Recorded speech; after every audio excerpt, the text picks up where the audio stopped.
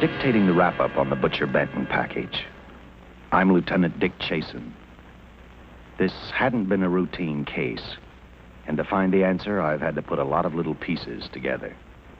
It began on the day most cases can be called closed. It was the day before the butcher was to be executed. He was visited by his attorney, Paul Lowe, in the death house. It was at this first meeting the Butcher Benton case took its first switch. Well, that's it, Butcher. The evidence against you was so strong, the government turned down your appeal. You're a rotten liar, Lowe. You started wrong, and now you're still trying to throw me curves. Look, I don't blame you for being edgy, but get this straight. I didn't double-cross you. I never worked harder for a client. You mean you never worked harder for a client to get him sentenced? You were a fool, Butcher. If you hadn't tried to double-cross Squeamy, Ellis, and Joe Marcelli, they wouldn't have turned state's evidence against you. But you had to get greedy. You wanted to keep the whole $600,000 for yourself. Well, the boys got sore, and I don't blame them. It was all your idea. You planned the whole job. You hired us. When you found out I'd staged the money, you decided it was time for me to die. You got those two crumbs to turn state's evidence on me. You stinking rotten mouthpiece. We both know that isn't true, Butcher. Now, look, what's the sense in not giving me the money? It's not going to do you any good. Well, I'll have the satisfaction of knowing that none of you three crumbs are going to spend it. What about Eva? Don't you owe her something? You tell me where the money is, I'll see that she gets your share. I've got a different idea. I'm going to kill you and Squeamy and Joe. Then I'll take care of Eva myself. You thick-headed ape, you're going to die tomorrow. Remember what I said. I'm going to get you. All three of you. Even for you, Butcher, that'd be quite a trick. So long, dead man. Remember what I said. I'm going to kill you. All three of you.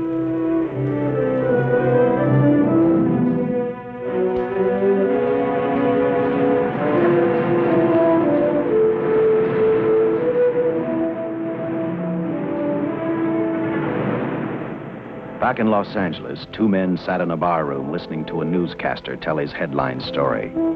He played up big the butcher's threat to kill Paul Lowe, Squeamy Ellis, and Joe Marcelli for their having turned state's evidence against him. Squeamy Ellis didn't seem happy over the butcher's threat. Neither did Joe Marcelli. But they had figured, once a dead man, always a dead man. But this was one time everyone was in for a surprise, including the entire police department.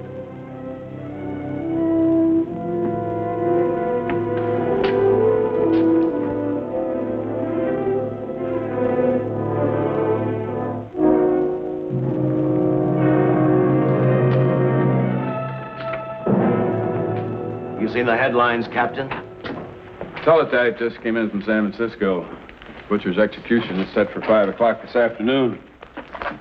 And like the newspapers say, he still refuses to talk about that stolen money. Well, I still have hopes of coming up with something. That's what I dropped by for, Dick. With Butcher's execution, the department's marking it case closed. That means you'll be reassigned. I spent a whole year trying to break this case. As far as I'm concerned, Butcher's death is just the beginning. Of course, I can't prove it, but I think that Paul Lowe was the top man. And even though I have to keep working on it while off duty, I'm going to get Lowe, Squeamy Ellis, and Joe Marcelli. Okay, Lieutenant. Officially, I've taken you off of the case. Unofficially, I wish you luck. Do me a favor. Keep me posted. Will do. Thanks, John. I headed for Eva Martin. She worked in a local burlesque house. I'm a cop, and my job is to ask questions and get answers. So I decided I might as well start again with her.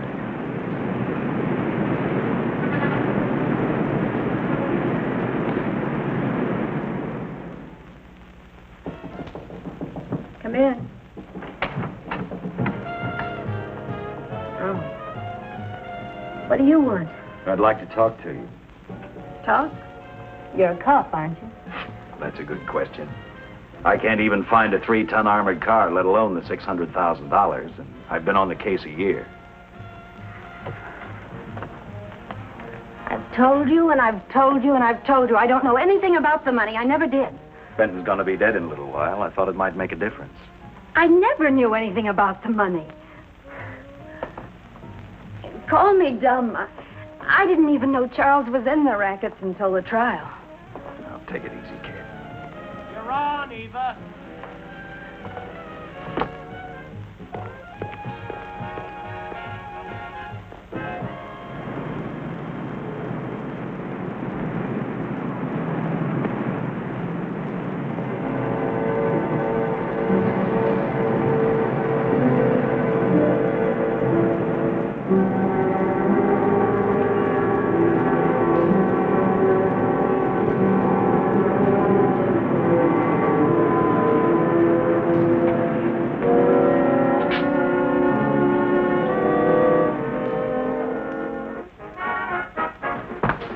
Honey, here's your wrap.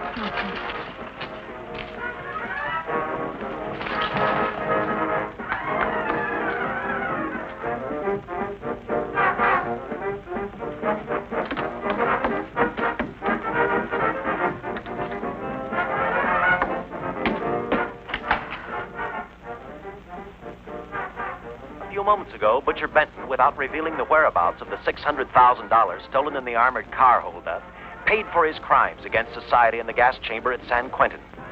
Now for a look at the international scene. Today... Come on, baby. Don't waste tears on Benton. I feel so badly about Charles. If I'd known, maybe I could have done something. How about a drink? We could both use it. No, I just can't drink while she's working. Oh, I see.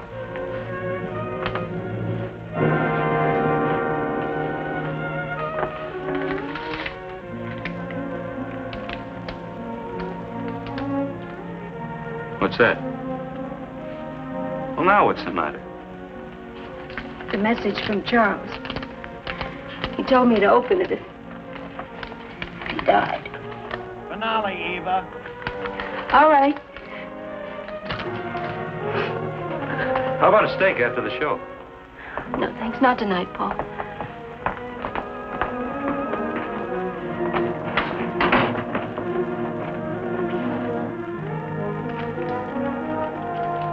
I didn't find out until much later, but Paul Lowe, in opening the letter the butcher had given Eva, found a map outlining a section of the city sewer system, and clearly identified was the spot where the butcher had hidden the stolen payroll.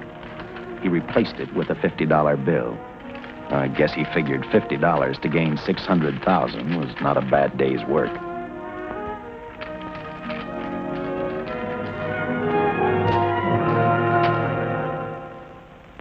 A few hundred miles away in San Francisco, the case took another switch, which turned the next 72 hours into one long, hideous nightmare. Dr. Bradshaw, a distinguished biochemist, was making preparations for a final experiment which he hoped would lead the way to a cure for cancer. He'd been successful with laboratory animals. The last step called for a human body. And Dr. Bradshaw's assistant quickly made a deal with a local mortuary and returned to the laboratory with the dead body of Butcher Benton.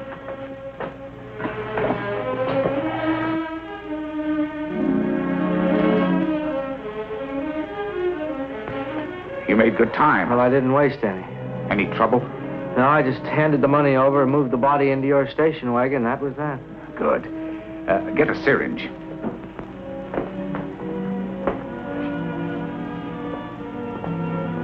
He's in good shape. Well, I hope so.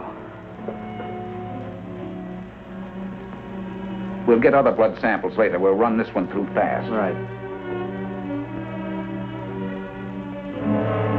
Now wheel him into the machine and then raise him. Right.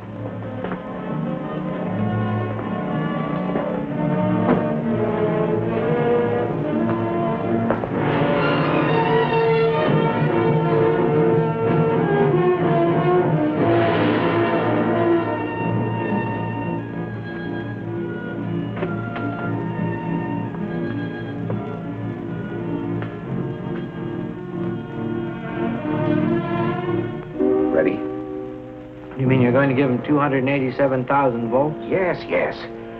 I'll get the fluoroscope set. We'll check with that before we start dissecting. Turn off the lights.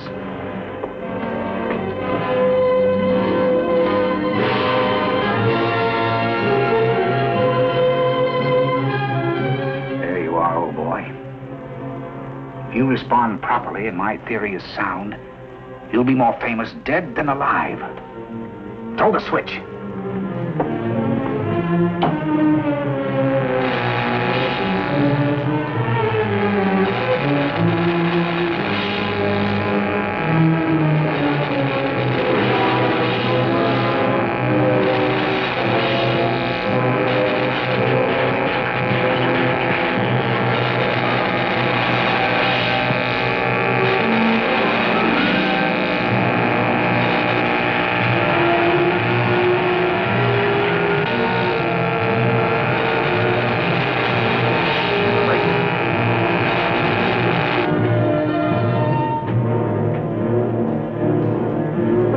I saw a pulsation of the heart. You're right. Dr. Bradshaw is beginning to breathe. You've brought this man back to life. No. The heart muscle has simply responded to a terrific electrical shock, that's all. Yes, but it does prove that the cells still function. Dr. Bradshaw, he is alive. A shock reaction, it can't last. His cells are multiplying now, if your theory is right. We could keep that reaction going longer. But it's worth a try. Get the body out.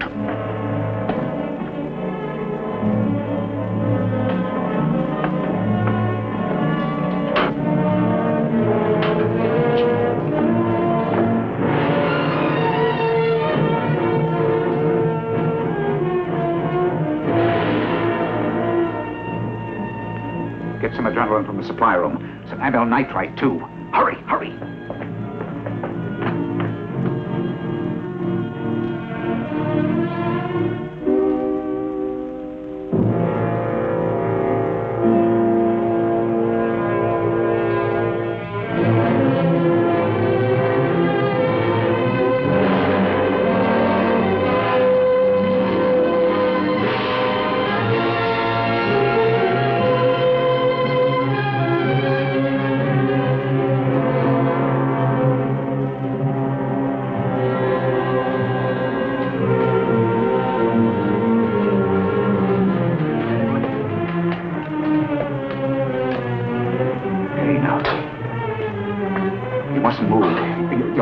Stand the strain. Now you must lie still. Please, please. Easy now. Easy. Easy. You must lie. Easy, please.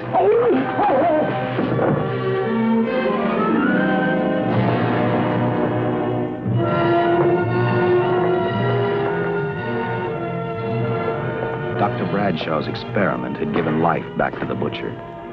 He tried to talk, but the electrical voltage had burned out his vocal cords. Yet it hadn't destroyed his brain.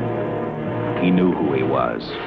He knew who he hated. As he stumbled about the room, I think he thought only about one: kill Lowe, Squeamy, and Joe Marcelli. The tremendous electrical voltage that Dr. Bradshaw had given the butcher had increased his cellular structure to the point where he was no longer a man. Dr. Bradshaw's experiment had created a vicious, brutal animal with an almost inconceivable amount of strength. Dr. Bradshaw must have believed the butcher's regained life would last for only a few minutes. Therefore, instead of calling for help, the doctor decided to handle his creation alone. Now, easy, Benton. Just relax. I'm a doctor. I want to try to help you. Do you understand me? You're in my laboratory. The execution was carried out and you were declared dead. I tried an experiment on you and brought you back to life, although I didn't intend that. Now, you've had a great shock. Now come and sit down. Now, be quiet. Now, come and sit down. Take it easy. That's it, boy. That's it.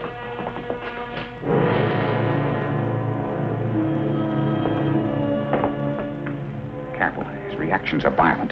How do you explain this? Each cell must have multiplied 100 times, perhaps thousands.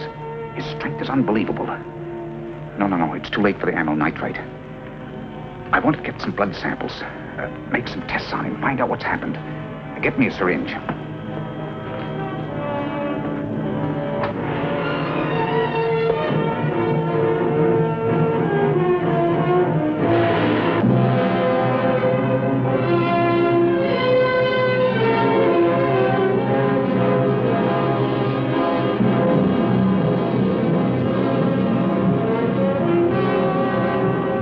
Why won't the needle penetrate the skin?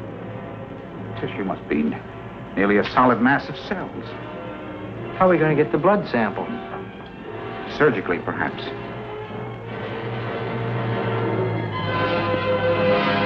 Now, Edith, take it easy. You can't leave here now. I'm responsible for your being alive.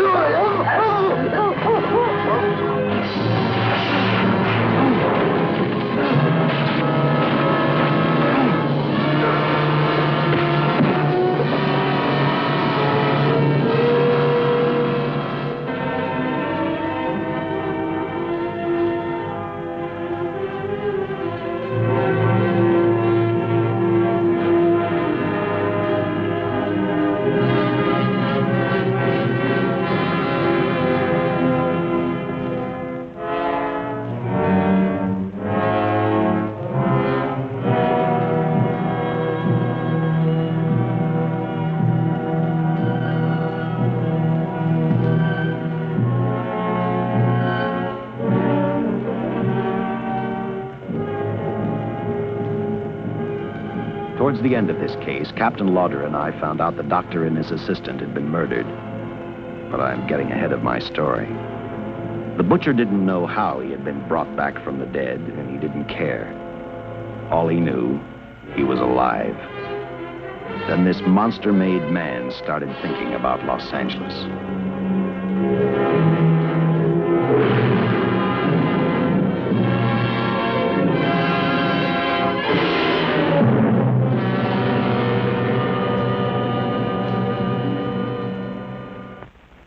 On that very in Los Angeles, I decided to stop playing detective for a little while.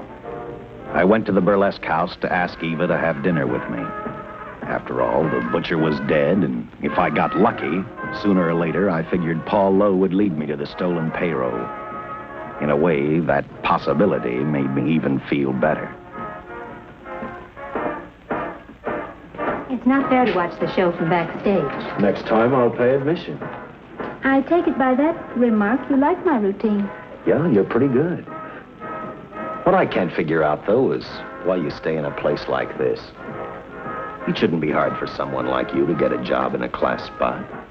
If you weren't a detective, I'd be willing to bet with a line like that your next remark would be, how about dinner? Well, not exactly dinner, but a hamburger might be a good idea. If you're asking in an official capacity, I can't say no. I'm off duty. For the past 6 months, all I've ever called you is Lieutenant Chasen. Do you have a first name? Dick. Give me 10 minutes for a quick change, because you've just made yourself a date, Lieutenant. I mean, Dick.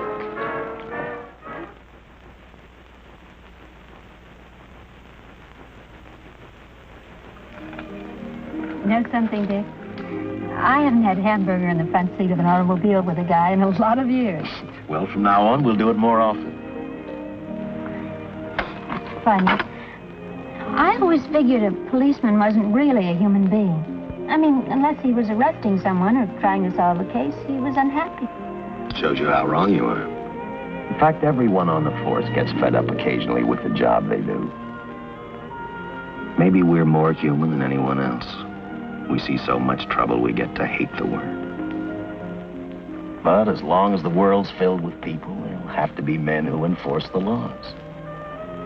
What made you join the department? Now who's making with the questions? No, honest, I'd like to know. Well, it's really a very short story. When I got out of the Air Corps, I knocked around for a while. Well, I went to work for an oil company. One day, I went back to college on the GI Bill. Just before graduation, I noticed all about the police department exams. Seemed a pretty good thing to do with your life, so I took the exams, passed, then went on from there. If I ask one more question, will you give me a straight answer? Try me. Am I still part of the Charles Benton investigation? I mean, right now. I don't think so. As far as the department's concerned, when Benton was executed, the case was marked closed. But inside of me, that's not good enough. I don't follow you. Well, the $600,000 is still missing. And a fast-talking underworld lawyer like Paul Lowe is walking around a free man. Someday, no matter how long it takes, I'll get him and the money. Until I do, the Benton case for me is not closed. I give you my word, Dick. Charles Benton never told me anything about the money. Oh, I've been sure of that for a long time. But how did you ever get mixed up with anyone like the butcher? This trouble ever started just happened. I had a roommate who used to date Benton all the time. One day she packed and left for Chicago. Benton carried a torch for her, and he used my shoulder to cry on. First thing I knew, we were having dinner together, and a few weeks later, I was labeled by the police as this #1 suspect and Benton's girl. But it was never like that. I made only one mistake. I felt sorry for him. You mean, until he was arrested for the robbery and the killing, you had no idea how he earned a living? I know this is going to sound crazy, but I only went out with Benton a couple of times. And all we ever talked about was Madge, my old roommate. The last time I saw him, he tried to get too friendly, and that's when I told him he had the wrong girl. But like I said, I'd already made my mistake. What about the burlesque house? How do you two fit together? You sound like a lot of other people. I left a small town a couple of years ago because I won a beauty contest, and the first prize was a screen test. Da, da, da, da, da. After which, nothing happened? That's right. Only, it was pretty rough. And then one day I read an ad about girls wanted for a burlesque show. I auditioned and I got the job. You know something? It's like any other job. If you're looking for trouble, you can find it even in a schoolroom. Well, when the screen test didn't work out, though, why didn't you go on home? Well, first you have to have a home to go back to. My folks are dead, so Los Angeles was as good as any place else. I don't know about you, but I do 8 shows a day, and at this hour I'm bushed. I know what you mean. Mind if I drive you home? No. And I'll tell you something else. I haven't minded anything about tonight. Not even the hamburger. I kept playing tag with Lowe. He made 4 telephone calls. 3 of them didn't interest me, but one did. The one to Joe Marcelli. I watched Joe head for his meeting with Lowe, and for some unknown reason, I began to get the feeling that this case was finally about to explode in my favor. You see what I mean? Well, look at that, will you? I seen him stagger on 2 legs, but he's doing it on 4. Shut up, you flea bag. Well, look who's calling names. At least I ain't a squealer, a stoolie. I warned you before. All right, Harry, that's enough. I'll take care of him. I want to talk to him. Okay, Mr. Lowe. But any future business you've got with this psycho, take care of it upstairs in your office. You keep showing around here, sooner or later he's going to get slugged, cripple or no cripple. All right, shut up, Joe. Sit down.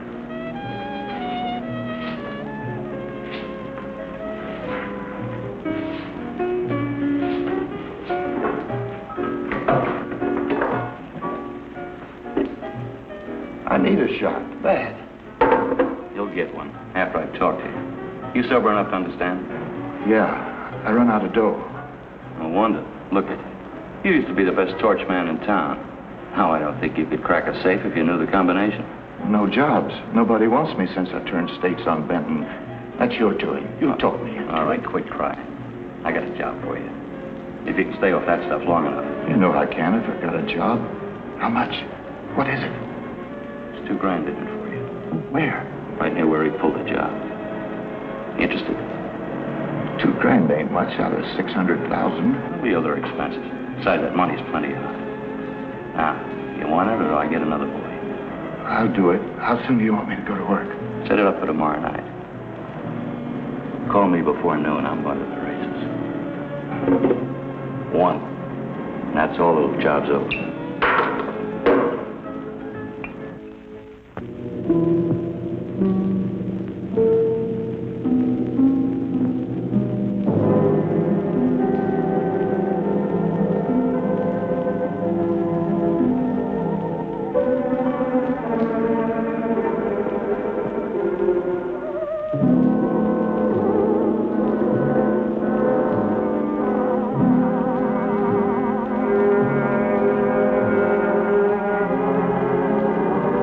Was walking slowly toward Los Angeles. He'd traveled through wooded hills to prevent being seen by anyone. Finally, he came to a quiet road. He stopped to get his bearings. And then he saw her. He saw something else. An automobile. For the butcher, that rang a bell. With a car, he knew by the next afternoon he'd be in Los Angeles in plenty of time to catch up with the 3 men who had double-crossed him.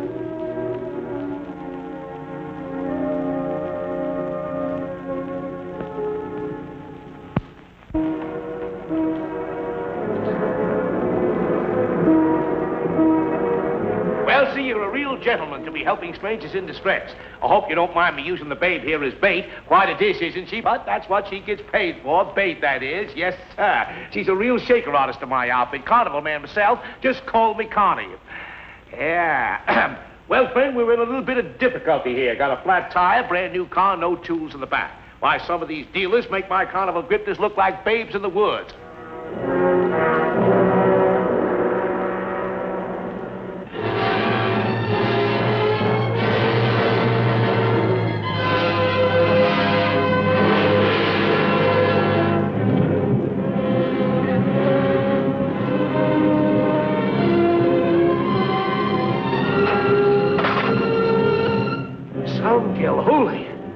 Say, who you with, friend? Let it down. Let it down. No matter who you with, friend, believe me, I can do better for both of us. I'll make a fortune for the both of us. Oh!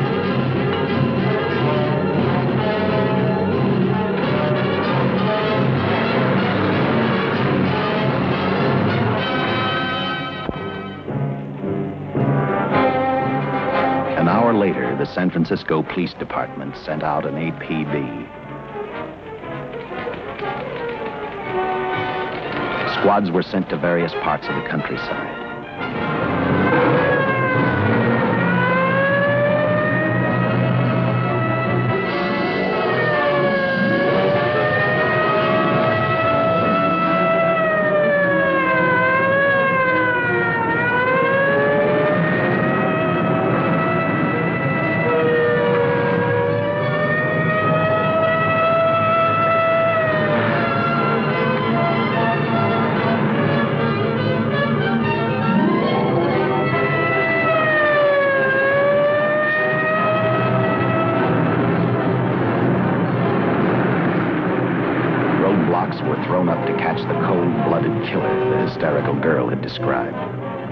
Each squad kept reporting back to Central Headquarters, and each of their stories was the same.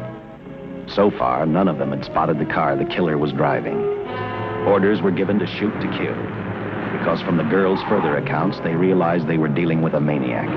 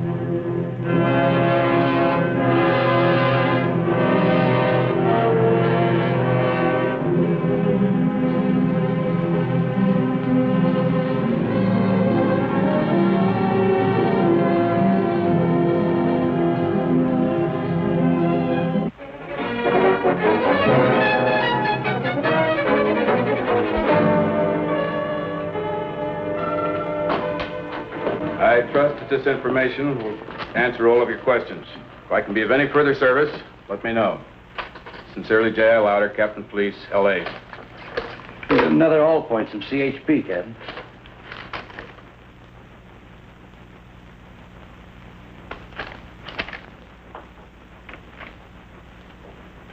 These reports sound like they come from a bunch of loonies. Sure do. There it is. Sergeant. Yeah. I want Lieutenant Chasen to look these over as soon as he comes in. All right, Captain. The next morning, I read the stories of the brutal murder of the 2 police officers. I also read the witness's statement about the bullets having no effect upon the killer.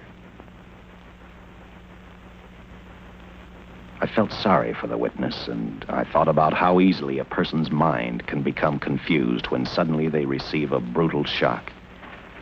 I didn't believe a man existed who could not be stopped by a slug from a .45. Good morning, Captain. You and the rest of the force are going on 24-hour duty. Seen the headlines? You mean this guy that's running amok up north? Yeah, the latest report, he's killed 2 police officers. Made a getaway in a green coupe heading south. I've got a hunch this killer's going to be our baby. He could be in town right now. Yeah. You better get started, Lieutenant. Okay. Any new leads on that hold-up money? I think the girl can probably be counted out. If any of the others are wise, they're keeping mighty quiet. Well, let it ride for now. The whole force is going to be on the spot until we catch this killer. The newspapers will have a field day.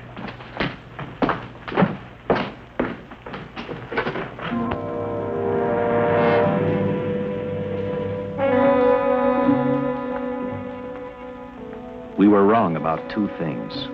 The killer was already in our city, and we didn't know he was Butcher Benton. He headed straight for Eva Martin.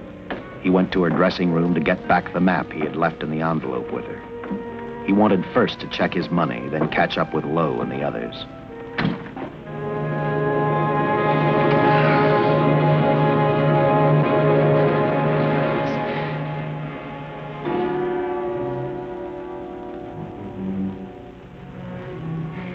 Can't be.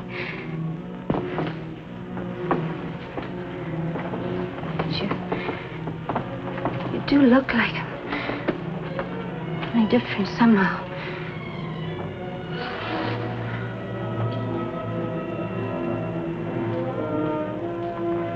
It is you. Why didn't somebody tell me? What's happened, Charles? Those look like bullet holes. Are they?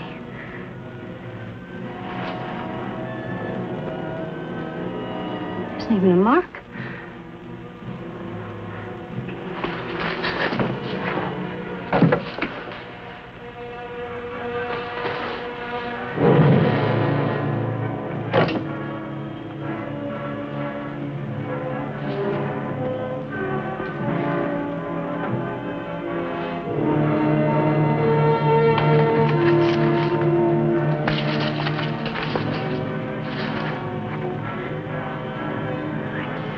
I opened it like you told me. I found the $50. I didn't know why you left him. Oh, Paul didn't know why he was here.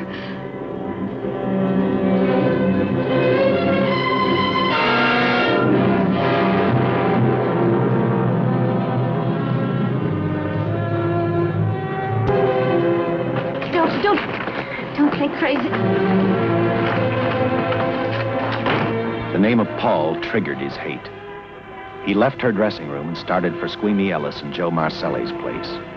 Because he knew, with them out of the way, Paul Lowe couldn't open the strong box where the money was hidden. He thought of Squeamy and Joe first. He was saving Paul Lowe for last.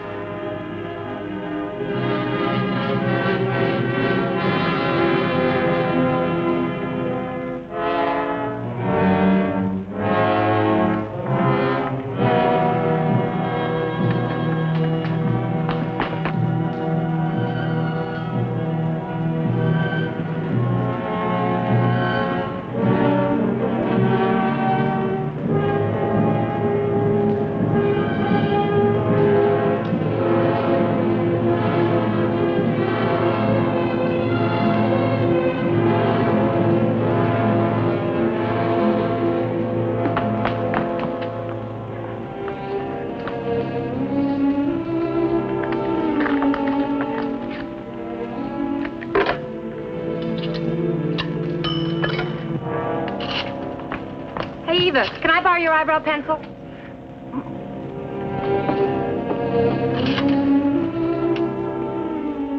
Operator, get me police headquarters. Lieutenant Chasen, please. When do you expect him?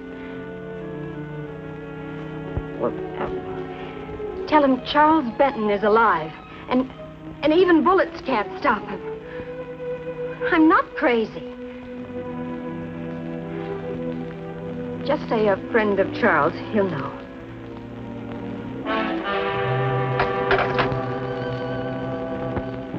She tried to tell him the butcher was alive and on his way over to kill him. Squeamy didn't believe her, and in a way you couldn't blame him. Who in their right mind would believe a man had returned from the dead? What Squeamy actually believed was that the butcher, before his execution, had hired a killer to carry out his threat.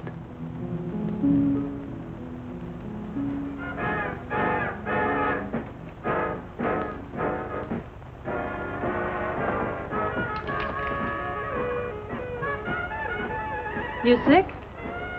What? You don't look so good to me. 10 minutes, Eva. All right. Say, Eva, I could take over the matinee trick for you. What? It's easy. Look, Eva, I can do it. Stub-up-de-doo-doo-doo. Oh, Francine, I just thought of something. Yeah? Eva agreed to let Francine do the show. She hoped she'd be able to interrupt the butcher before he arrived at Squeamy's hotel. Or, failing that, at least be able to warn him to stay out of sight. You wanted me, Captain? Yeah, I just had a rundown on those fingerprints of the stolen car up north. We got nothing on the driver who was killed or the woman with him. Take a good look at these. There's something funny about these. Yeah. The boys in the lab can't figure it out either. Those are the killers. They were found on the steering wheel. Looked like they'd been stamped in with a steel die. They sure do. These are Butcher Benton's. What?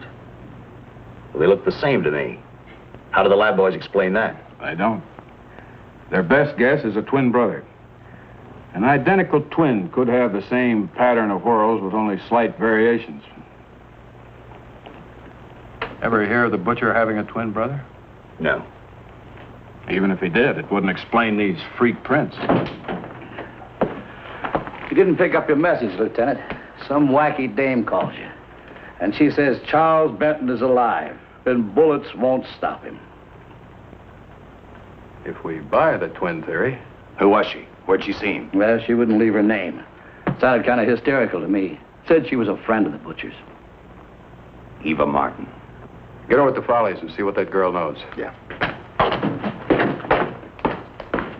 Some guys have all the luck. I never drew an assignment to the Follies.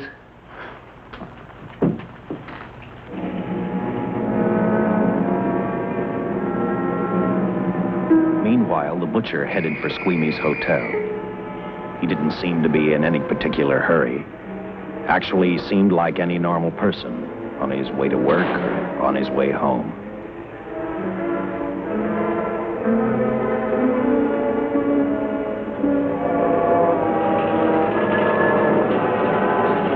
He rode up Angel's Flight, arrived at the top, scanned the hotel building, and then noticed the only exit from Squeamy's apartment, a fire escape.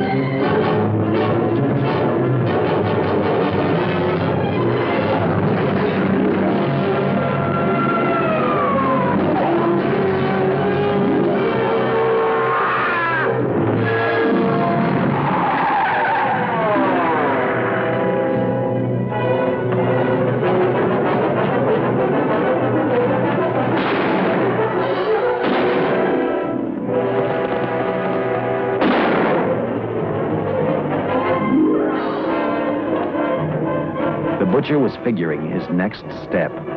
And as he looked at the dead cop, he thought about Paul Lowe, the next man on his list. Seen Joe Marcelli? Not since last night when I told him I didn't want him around here no more. Give me a shot.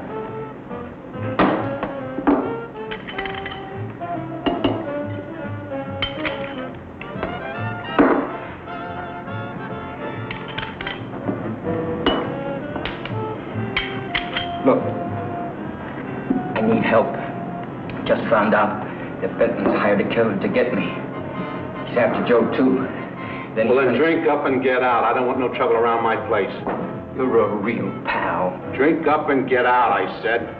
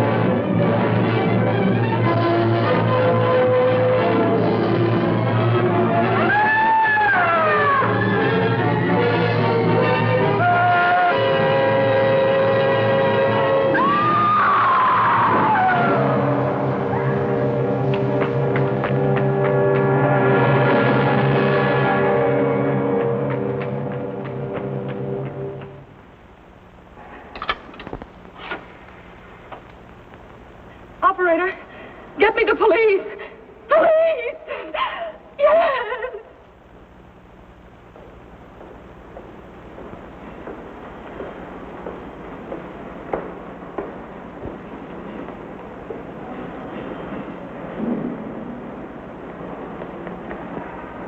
What's happened? A guy named Squeamy got thrown from the 5th floor. He's deader than a mackerel. Customer of mine. You mean Squeamy Ellis? Yeah, that's it.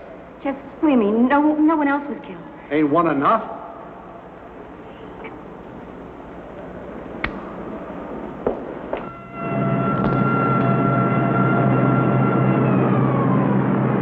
I tell you, the bullets never even phased him. He must have been wearing a bulletproof vest. God help us when the papers get a hold of this. Keep an officer on duty here till you hear from me. We'll get a stakeout on Joe Marcelli. I'd like to talk to Joe. Lauder, I'm going to call San Quentin. Suppose Benton is alive. Every available man's been put on the case now. Yes, sir. All right. All right. Anything new? Report on Dr. Bradshaw, owner of the station wagon. The San Francisco police located his laboratory in the basement of an electrical power receiving station. Bradshaw, what's he know? He's dead. And another man, too, his assistant. The lab is a shambles. But now we're getting some action from San Francisco. Benton's body never arrived at the mortuary where it was supposed to go. An attendant there finally broke down, admitted he picked up some quick cash by handing the body over to a man he was unable to identify. The man was driving a station wagon. Blasted man, the chief's on my neck, and the commissioners are on his, and the mayor's on theirs. Now, am I supposed to tell them that our killer is a dead man? They found a notebook in Bradshaw's lab. It ties his experiments in with a Professor Dwiggins at Caltech. I hope to hear from Dwiggins soon. Captain, report from the valley on a hysterical woman. Reports the presence of the killer. There's the location. Let's go.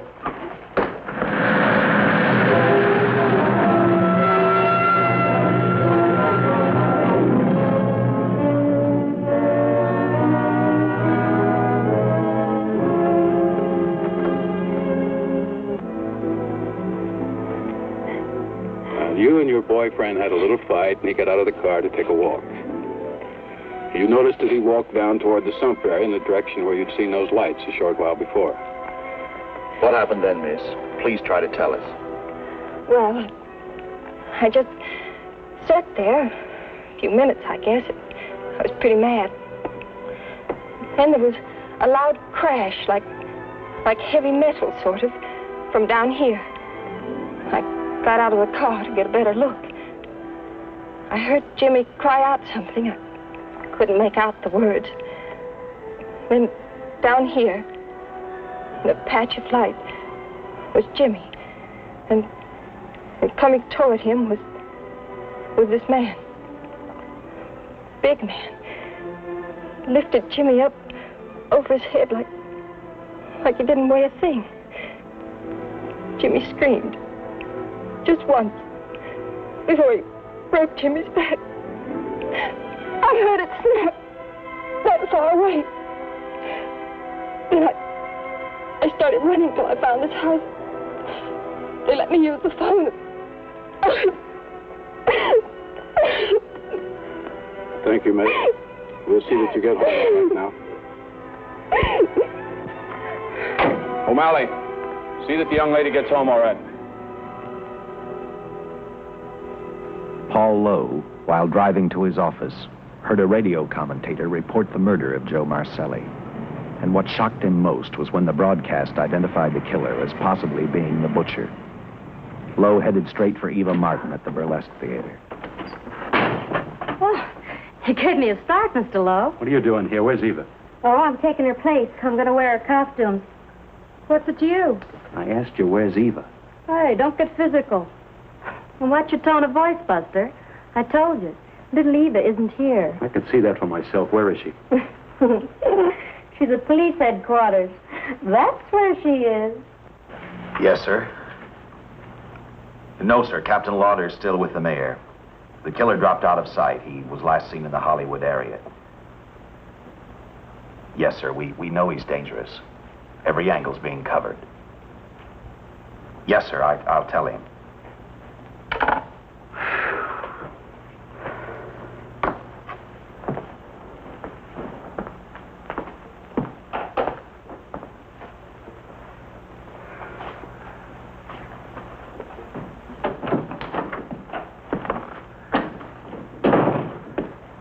Here, see how these fit. Low heels. I'm sorry. It's the best our wardrobe department can afford. Any idea how soon the captain will be back? Now, look, I'm going to see the captain. I'll have to wait here all night. Oh. Oh, Charles killed Squeamy and Joe. Joe, too? Benton? He's alive. I saw him, but nobody will believe me. I'm checking it. My guess is whoever killed them is on the trail of the money, Lowe. Now, maybe you better start talking if you know anything about it.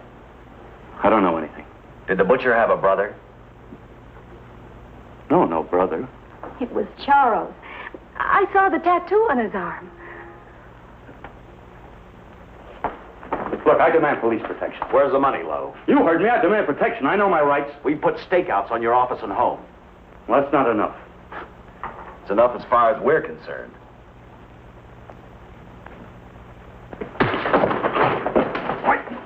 Are you gonna book me, Sergeant? Then throw away the key.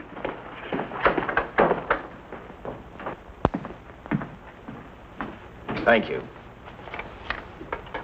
Come up with anything yet, Dick? Oh, we've checked every hotel, motel, and rooming house in town. We've run a cross-check on every hangout Butcher ever used. Net results, blank. This is incredible. We not only discover a dead man turned killer, but it's beginning to look like he plays ghost, too. He's somewhere in this city, and if we have to take it apart brick by brick, we've got to get him. I may be way off, but I think Paul Lowe could tell us a lot. Maybe, but it's a cinch he's not going to. Suppose he had no alternative. You better grab some coffee. Your mind's beginning to play tricks on you. No, now, wait a minute. When Lowe came to us for police protection, it was because he was scared stiff the Butcher would add him to the list of Squeamy Ellis and Joe Marcelli. Go on. It figures, too. When he slugged the sergeant, he knew we'd book him right away. Oh, this Lowe's a pretty cute character. But we can play the same game. You mean we'll threaten to release him? Well, not exactly. You tell him you realize that he was excited, that throwing the punch was accidental. Tell him we're not going to make a charge, that he's completely released. Lieutenant, you know we can't do that. Lowell made his first mistake when he hit the sergeant, and that'll get him a year. As far as the department's concerned, at least it's a small victory. If my hunch is right, Lowe won't want to be on the streets with the Butcher looking for him. And he may talk, and talk a lot. Enough maybe for us to get rid of him permanently. Even lead us to the Butcher. If he's frightened enough, that might work. But if it doesn't... No, Dick, I'm not going to release him. I want him out of my way so bad I can taste it, but not bad enough to be responsible for getting him killed. The good thing about that, Captain, is the fact we know it, but Lowe doesn't. Let's give it a try. All right, Lowe. Come on out. I think you'll find everything in there. You're free to go, Mr. Lowe. Wait a minute. Who do you think you're kidding? You arrested me for assaulting an officer. Court, I'll plead guilty. With luck, I might get off with 6 months. For a lawyer, you're forgetting a very important point. If no charge is made, there's no trial. It was a tough day for everyone. We figured your nerves were on edge, and when you threw the punch, you didn't know what you were doing. I've squared everything with the sergeant. It's all over, all forgotten. Yeah? Why'd you bring a stenographer? Simply because I wanted a record of our conversation at the time of your release. Okay, Lowe, let's go. Oh, wait a minute. Once out on those streets and I'm a dead man. If you let me go, you'll be responsible for murder. Oh, come off it, Lowe. You're imagining things. You know the Butcher threatened to kill me. If you set me free, he'll do it. Well, that's just a risk we'll have to take. But the way I look at it, Mr. Lowe, you'll be okay. Look, Captain, I'll make a deal with you. You keep me here, and I'll tell you how to recover the money. Maybe even catch the Butcher. No deals, Lowe. You'd probably tell us anything just to stall for time. Come on, let's get out of here. Now, wait a minute. All right. I'll tell you the truth. Start taking this down. I, Paul Lowe, hired Butcher Benton, Squeamy Ellis, and Joe Marcelli to pull off the armored car holdup. And then Lowe continued with his confession. He told us about finding the map. He showed us the exact location of where the Butcher had hidden the stolen payroll. And he gave us a most important answer. The explanation as to how the Butcher was able to elude detection. His means of escape was the sewer system beneath our city.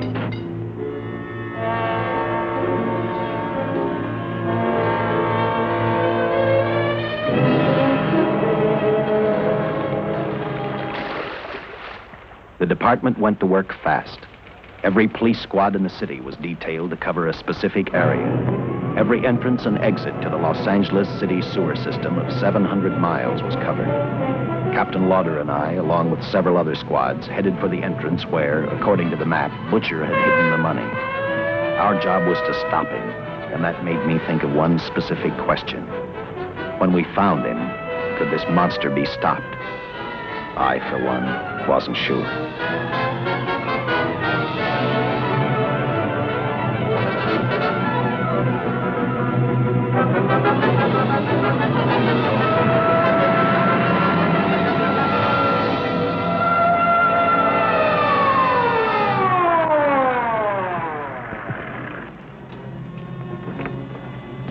Everything all set, Lieutenant? City engineers mapped out each possible exit. A squad of officers are spotted at every point. If the butcher can be caught, now's the time. Well, after I talked to Caltech, I called on the fire department for a little help.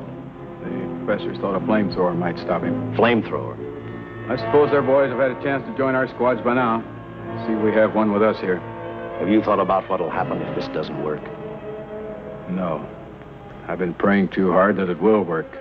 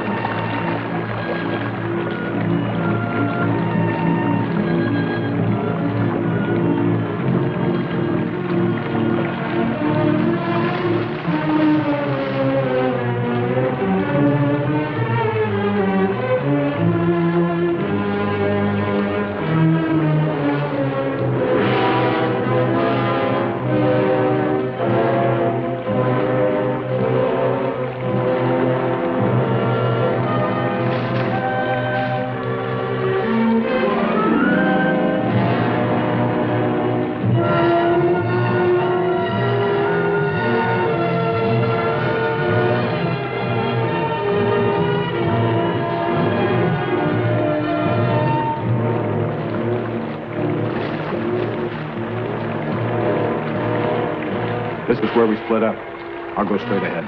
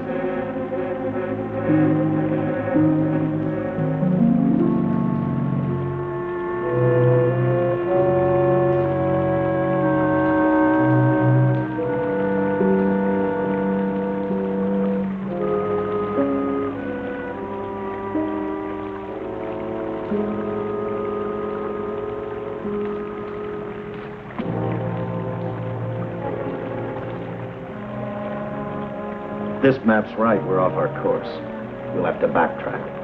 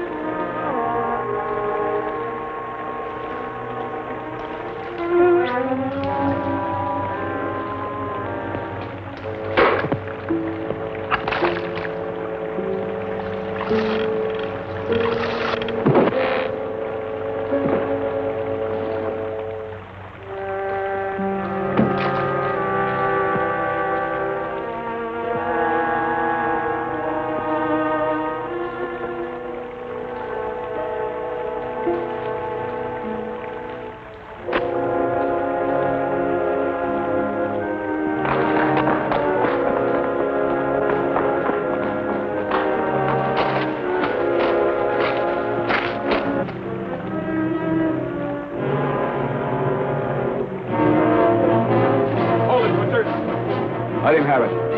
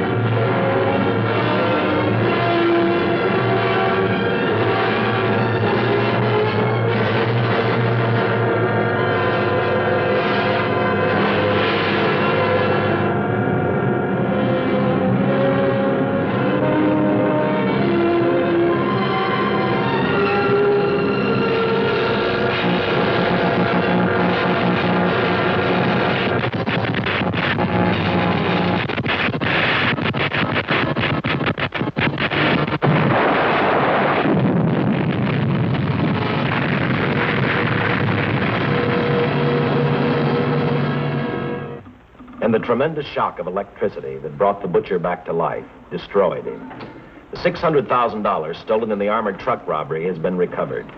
Case closed. Well, here are the scientist's comments for your records. I had to fill in a few spots with my own guesses, but I guess that's about the size of it. Did you get any sleep? Oh, some. Not much. How's the girl today? Well, I called the hospital about an hour ago. She'd gone. Gone? Where? She told them she was a working girl and that she'd been away from the job too long already. Quite a girl. Yeah. Say, how about that time off I've got coming? 48 hours, beginning right now. Get some rest, Dick.